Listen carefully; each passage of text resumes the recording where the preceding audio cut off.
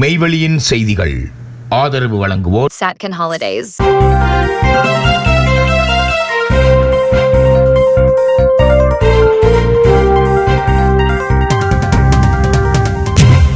வணக்கம். மெய்வெளியின் செய்திகள் வாசித்தளிப்பவர் சுகந்தினி சிவகுமார். முதலில் இலங்கை செய்திகள்.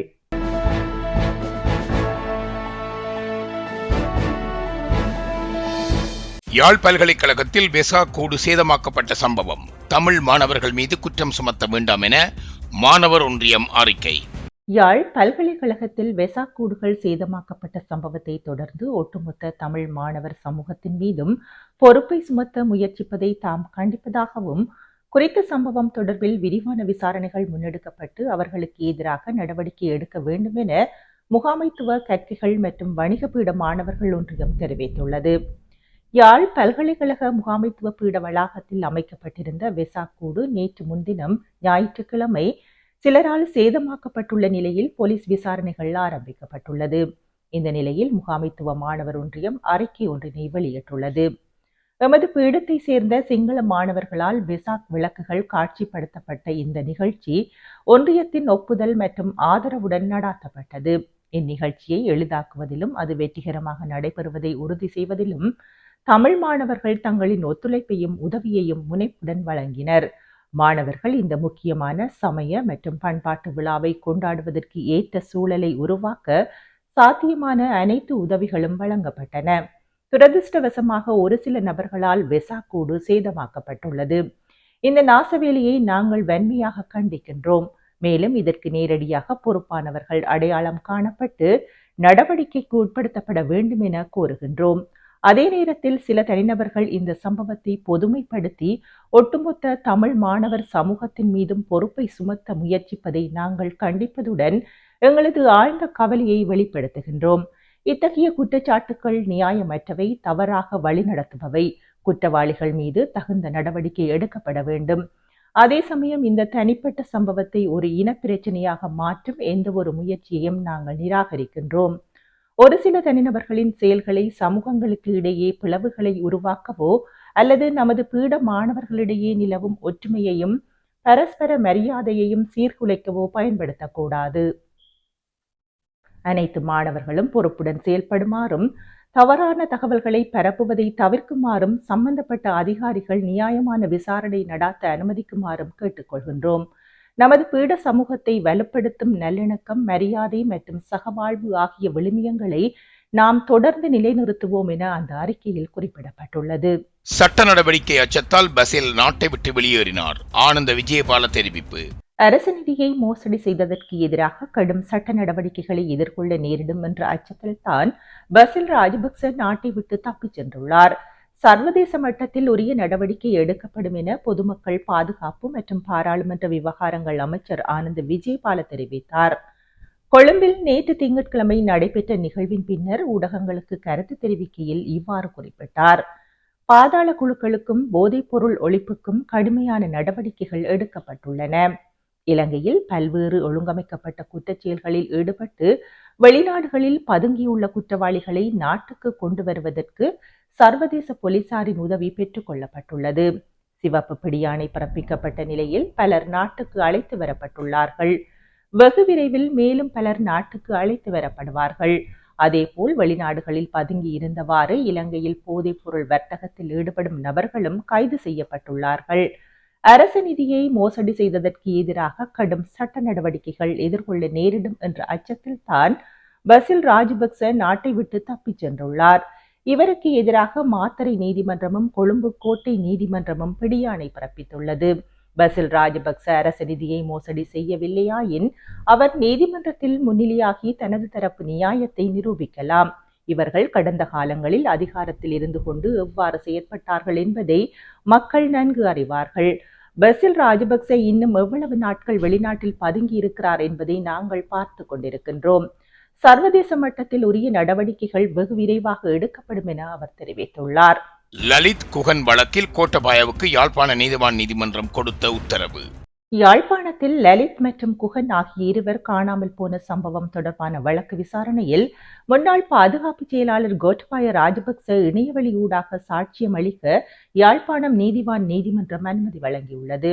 கடந்த 2011ஆம் ஆண்டு டிசம்பர் மாதம் 10ஆம் தேதி சர்வதேச மனித உரிமைகள் தினத்தை முன்னிட்டு யாழ்ப்பாணத்தில் திட்டமிட்டிருந்த காணாமல் ஆக்கப்பட்டோரின் உறவினர்களின் போராட்டத்தை ஒழுங்கமைத்த லலித்குமார் வீரராஜ் மற்றும் குகன் முருகானந்தன் ஆகியோர் அதற்கு முதல் நாள் ஆவாரங்கால் பகுதியில் வைத்து காணாமல் போயினர். இதனைத் தொடர்ந்து காணாமல் போனவர்களின் உறவினர்களால் 2012ஆம் ஆண்டு கொழும்பு மேன்முறையீட்டு நீதிமன்றில் ஆட்கொணர்வு மனு ஒன்று தாக்கல் செய்யப்பட்டது. இந்த மனு மீதான விசாரணையின் போது இச்சம்பவம் குறித்து சாட்சிகளை விசாரணை செய்து அறிக்கை சமர்ப்பிக்குமாறு யாழ்ப்பாணம் நீதிவான் நீதிமன்றத்திற்கு மேன்முறையீட்டு நீதிமன்றம் உத்தரவிட்டது. இதனைத் தொடர்ந்து 2012ஆம் ஆண்டு டிசம்பர் மாதம் 19ஆம் தேதி முதல் யாழ்ப்பாணம் நீதிவான் நீதிமன்றில் விசாரணைகள் ஆரம்பமாகின. வழக்கு விசாரணைகளின் போது 2017ஆம் ஆண்டு சாட்சியாளர் பட்டியலில் முன்னாள் பாதுகாப்பு செயலாளர் கோட்டபாய ராஜபக்சவின் பெயர் இணைக்கப்பட்டது. அதனைத் தொடர்ந்து நடைபெற்ற விசாரணைகளில் கோட்டபாய ராஜபக்சவை நீதிமன்றில் ஆஜராகி சாட்சியம் அளிக்குமாறு மன்று உத்தரவிட்டது. எனினும் பாதுகாப்பு காரணங்களை முன்வைத்து தன்னால் யாழ்ப்பாணம் வர முடியாது என அவர் தொடர்ச்சியாக தெரிவித்து வந்தார். இந்த சூழ்நிலையில் நிகழ்நிலை ஊடாக சாட்சியம் அளிக்க அனுமதிக்குமாறு கோட்டபாய ராஜபக்ச தனது சட்டத்தரணிகள் ஊடாக மன்றில் விண்ணப்பித்திருந்தார். இது தொடர்பான பாதுகாப்பு அச்சுறுத்தல்களை உறுதிப்படுத்தும் சத்திய கடிதாசியை சமர்ப்பிக்குமாறு மன்று உத்தரவிட்டிருந்தது. இந்நிலையில் இன்று குறித்த வழக்கு விசாரணைக்கு எடுத்துக் கொள்ளப்பட்ட போது கோட்டபாய ராஜபக்ச நிகழ்நிலை ஊடாக மன்றில் தோன்றி தனது சாட்சியங்களை பதிவு செய்வதற்கு யாழ்ப்பாணம் நீதிவான் நீதிமன்றம் அனுமதி வழங்கியுள்ளது. நிறைவேற்று அதிகாரம் கொண்ட ஜனாதிபதி ஆட்சி முறையை ஒழிப்பது அரசாங்கத்தின் முன்னுரிமை அல்ல, அரசாங்க தரப்பு அதிகாரி தெரிவிப்பு. நிறைவேற்று அதிகாரம் கொண்ட ஜனாதிபதி முறைமையை ஒழிப்பது உள்ளிட்ட புதிய அரசியல் அமைப்பை அறிமுகப்படுத்துவது தேர்தல் வாக்குறுதியாக இருந்த போதிலும் தற்போதைய தருணத்தில் அரசாங்கத்தின் முன்னுரிமைக்குரிய விடயம் அல்ல என்று சிரேஷ்ட அரசாங்க தரப்பு அதிகாரி ஒருவர் தெரிவித்தார். தேசிய மக்கள் சக்தி வளமான தேசம் அழகான வாழ்க்கை என்ற தலைப்பிலான தனது தேர்தல் அறிக்கையில் தற்போதைய அரசியல் அமைப்பை நீக்கிவிட்டு நிறைவேற்று அதிகாரம் கொண்ட ஜனாதிபதி முறைமையை ஒழிக்கும் புதிய அரசியல் அமைப்பை கொண்டு வருவதாக உறுதியளித்திருந்தது. இந்நிலையில் ஊடகம் சார்ந்து எழுப்பப்பட்ட கேள்விக்கு பதிலளித்த பொது நிர்வாகம், மாகாண சபைகள் மற்றும் உள்ளூராட்சி அமைச்சர் சந்தன அபேவர்த்தனவும் புதிய அரசியல் அமைப்பை உருவாக்குவது குறித்து அரசாங்கம் கவனம் செலுத்தியுள்ள போதிலும் அது தற்போதைக்கு முன்னுரிமைக்குரிய விடயம் அல்ல என்பதை உறுதிப்படுத்தியுள்ளார். இது எங்களது தேர்தல் வாக்குறுதிகளில் ஒன்றாகும். இருப்பினும் தற்போதைய சூழ்நிலையில் எங்களால் இதற்கு முன்னுரிமை அளிக்க முடியாது என்று அவர் கூறினார். எவ்வாறாயினும் தனது தலைமையிலான பாராளுமன்ற தேர்வுக்குழு பாராளுமன்ற மற்றும் ஜனாதிபதி தேர்தல் முறைமைகளில் மாற்றங்களை மேற்கொள்வதற்கான இறுதி பரிந்துரைகளை 1 வருடத்திற்குள் சமர்ப்பிக்கும் என்று அமைச்சர் கூறியுள்ளார். தனிமையில் வாழும் முதியவர்கள் மற்றும் வயோதிப பெற்றோர்கள் தொடர்பாக போலீசார் விடுத்துள்ள எச்சரிக்கை.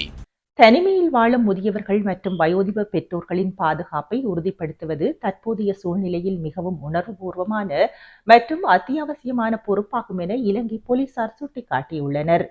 பிள்ளைகள் தொழில் நிமித்தம் வெளிநாடுகளுக்கு அல்லது வெளிப்பகுதிகளுக்கு சென்றுள்ளதால் நாட்டில் பல முதியவர்கள் தனிமையில் வாழ வேண்டிய நிலை உருவாகியுள்ளது. இதன் காரணமாக அவர்கள் பல்வேறு ஆபத்துக்குள்ளாகும் சம்பவங்கள் அண்மை காலமாக பதிவாகியுள்ளதாக போலீஸ் ஊடகப் பிரிவு தெரிவித்துள்ளது. குறிப்பாக போதைப் பொருளுக்கு அடிமையான சிலர் பணம் மற்றும் தங்க நகைகளை கொள்ளையிடும் நோக்கில் இவ்வாறான தனிமைப்படுத்தப்பட்ட வீடுகளை இலக்கு வைக்கின்றனர்.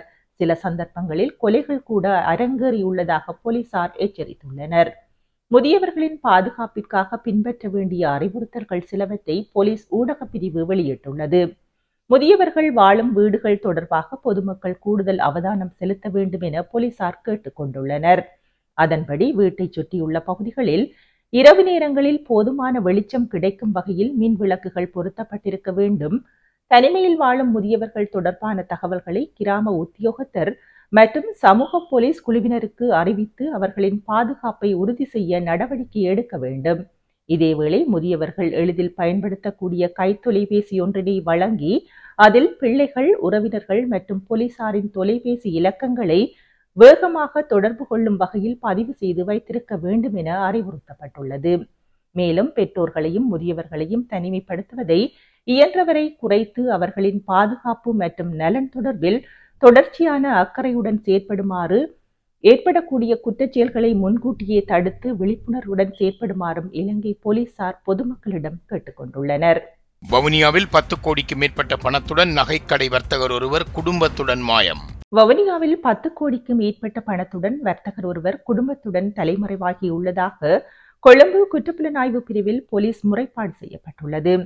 வவுனியா குட்சட் வீதி அம்மா பகவான் ஒழுங்கையில் வசித்து வந்த கௌரி ஜுவல்லர்ஸ் என்னும் பெயரில் நகைக்கடை நடாத்தி வந்த வர்த்தகரே 10 கோடி ரூபாய்க்கு மேற்பட்ட பணத்தை பல வர்த்தகர்களிடம் கடனாக பெற்றுக்கொண்டு குடும்பத்துடன் நாட்டை விட்டு தப்பிச் சென்றுள்ளார். இது தொடர்பில் பாதிக்கப்பட்ட நகைக்கடை உரிமையாளர் ஒருவர் கொழும்பு குற்றப்புலனாய்வு பிரிவு போலீசில் முறைப்பாடு செய்துள்ளார்.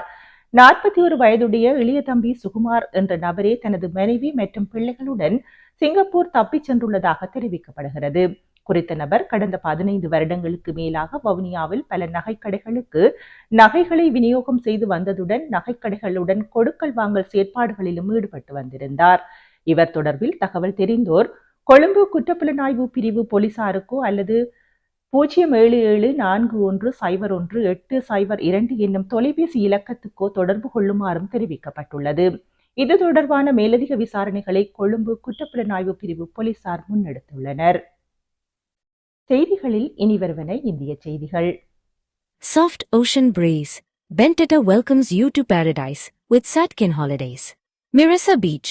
Feel the magic of Mirasa, where turquoise waves, peaceful beaches, and unforgettable moments create the perfect escape for couples. Relax, walk by the shore, and fall in love with every sunset. Weligama. Adventure meets romance in Weligama. Surf, smile, and enjoy the beauty of Sri Lanka with Satkin Holidays. Your dream beach getaway starts here. Satkin Holidays. For more info, contact www.satkin.com.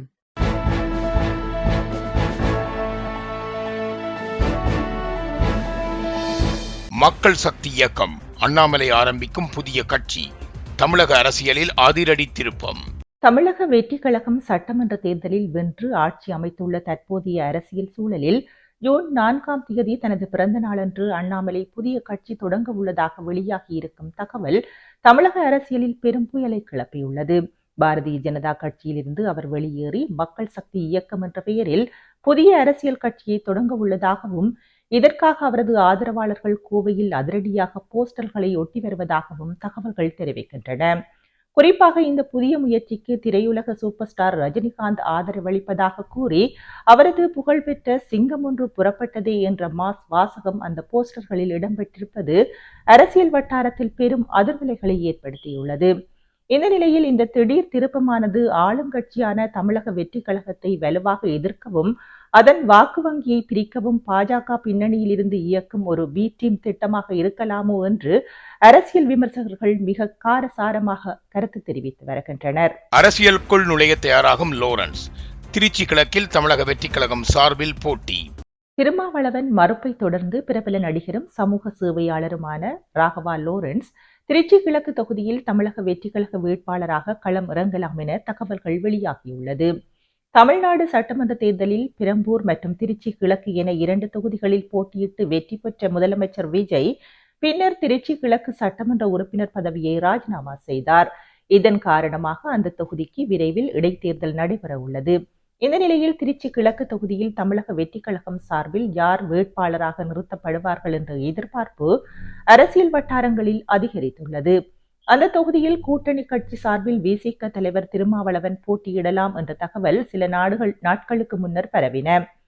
ஆனால் இது குறித்து சமீபத்தில் விளக்கம் அளித்த திருமாவளவன் திருச்சி கிழக்கு உட்பட எந்த இடைத்தேர்தலிலும் தான் போட்டியிடப் போவதில்லை என்று தெளிவாக தெரிவித்தார். இதனால் திருச்சி கிழக்கு தொகுதியில் தமிழக வெற்றி கழகம் சார்பில் யார் களமிறங்கப் போகிறார்கள் என்ற கேள்வி மீண்டும் எழுந்துள்ளது. இந்த சூழலில் பிரபல நடிகரும் சமூக சேவையாளருமான ராகவா லோரன்ஸ் தமிழக வெற்றி கழக வேட்பாளராக போட்டியிடலாம் என்ற தகவல் தற்போது சமூக வலைதளங்களிலும் அரசியல் வட்டாரங்களிலும் பரவி வருகிறது. மேலும் அரசியலில் நேரடியாக களமிறங்குவது குறித்து தனது குருவான நடிகர் ரஜினிகாந்திடம் ராகவா லோரன்ஸ் ஆலோசனை கேட்டுள்ளதாகவும் கூறப்படுகிறது. எனினும் இதுவரை இது குறித்து தமிழக வெற்றி கழகம் சார்பிலோ அல்லது ராகவா லோரன்ஸ் தரப்பிலோ எந்த அதிகாரப்பூர்வமான அறிவிப்பும் வெளியாகவில்லை. செய்திகளில் தொடர்வன உலகச் செய்திகள்.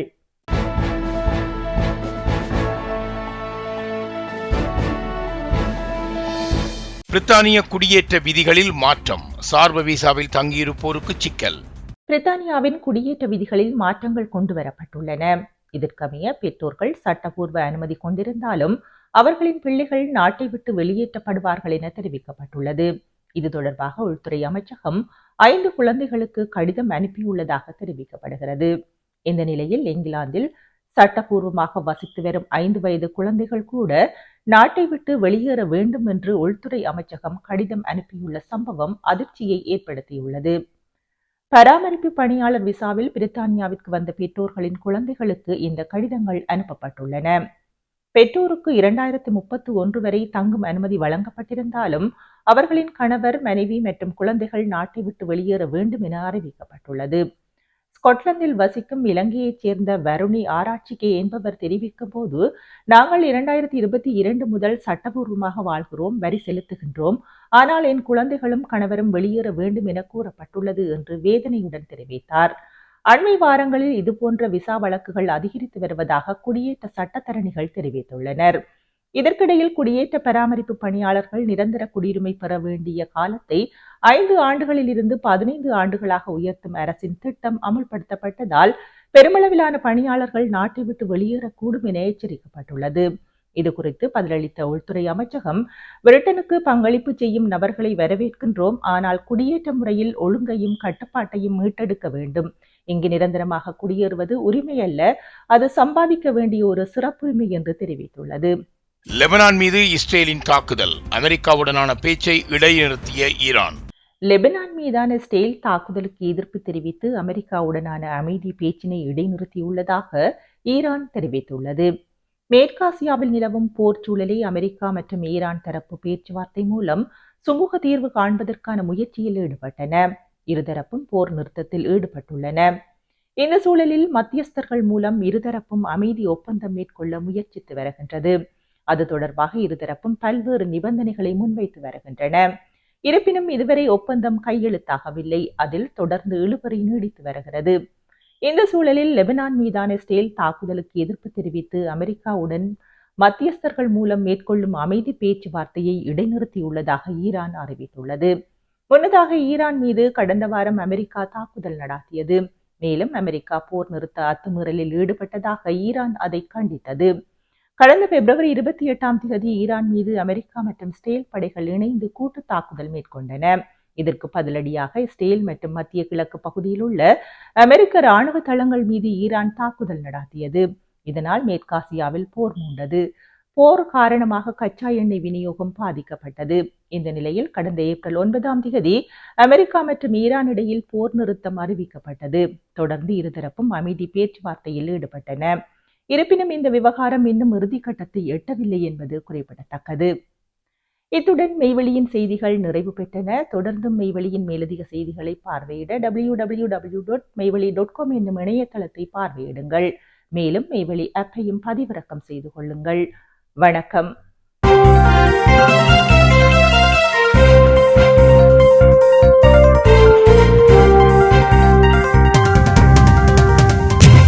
Soft ocean breeze. Bentata welcomes you to paradise with Satkin Holidays. Mirissa Beach. Feel the magic of Mirissa, where Tucaris waves, peaceful beaches, and unforgettable moments create the perfect escape for couples. Relax, walk by the shore, and fall in love with every sunset. Weligama. Adventure meets romance in Weligama. Surf, smile, and enjoy the beauty of Sri Lanka with Satkin Holidays. Your dream beach getaway starts here. Satkin Holidays. For more info, contact www.satkin.com.